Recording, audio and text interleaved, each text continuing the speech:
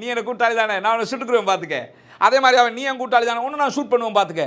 இந்த மாதிரி நான் உங்களுக்கு காமெடியாக சொன்னதுக்கு காமெடி இல்லை, பைத்தியம் முத்தி போய் எங்கே பார்த்தாலும் இது அவனா இருப்பானா, இது பாலஸ்தீன இராணுவமா, இது அவங்களா, இது இவங்களா, இதில் என்ன பண்ணுறதுன்னு கேட்டால் அவங்கன்னு நினச்சிக்கிட்டு தண்டாக்களையே கொள்வது.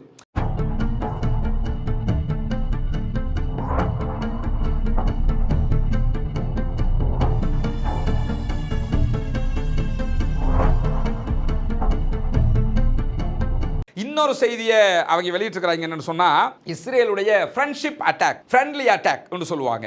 அதாவது நட்பு ரீதியிலான துப்பாக்கி சூடு அப்படின்னு அர்த்தம். இதில் இதுவரைக்கும் இந்த 2 மாதத்துக்குள்ளாக 72 பேருக்கு மேலே கொல்லப்பட்டிருக்கிறாங்க. அதனடா ஃப்ரெண்ட்லி அட்டாக்னு பார்த்தீங்கன்னு சொன்னால் நண்பர்கள் சுட்டுக்கொள்வது. அது அவங்கள இராணுவத்துக்குள்ளேயே நீ எனக்கு கூட்டாளி தானே, நான் அவனை சுட்டுக்குருவேன் பார்த்துக்க.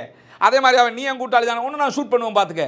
இந்த மாதிரி நான் உங்களுக்கு காமெடியாக சொன்னதுக்கு காமெடி இல்லை, பைத்தியம் முத்தி போய் எங்கே பார்த்தாலும் இது அவனா இருப்பானா, இது பாலஸ்தீன இராணுவமா, இது அவங்களா, இது இவங்களா, இதில் என்ன பண்ணுறதுன்னு கேட்டால் அவங்கன்னு நினச்சிக்கிட்டு தண்டாக்களையே கொள்வது. இப்படி கொன்ற 72 பேர் கொல்லப்பட்டிருக்கிறாங்க.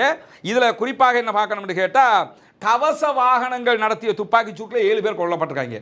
என்னன்னா பாலஸ்தீன ஃபோர்ஸஸ் நினச்சிக்கிட்டு அவண்டாக்களுக்கு அவங்களுடைய மர்காவா டேங்க் ஷூட் பண்ணுமா. முதல்ல பாலஸ்டைன் ஃபோர்ஸஸ் உன்னுடைய ட்ரெஸ் கோடோடு தான் வருவானா, அப்படி வர்றதில்லை, எப்பயாவது வர்றது வேற விஷயம். அப்போ அவனுடைய ட்ரெஸ் கோடோட வர்றவங்களே ஷூட் பண்ணியிருக்காங்கன்னா கிறுக்கு பிடிச்சி அலைகிறாங்கன்னு அர்த்தம். அப்போ இந்த மாதிரி ஷூட் பண்ணியிருக்கிறாங்க.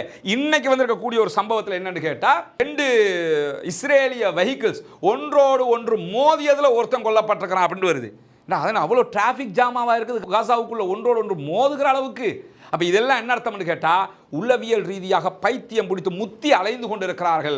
அவர்களுடைய நிலை இப்படித்தான் ஆகும் இன்ஷா அல்லாஹ். அந்த மக்களுக்கு செய்கிற அநியாயத்திற்கு அவர்கள் இப்படி அலைக்கழிக்கப்படுவார்கள் என்பதையும் நாம் புரிந்து கொள்ளுகிற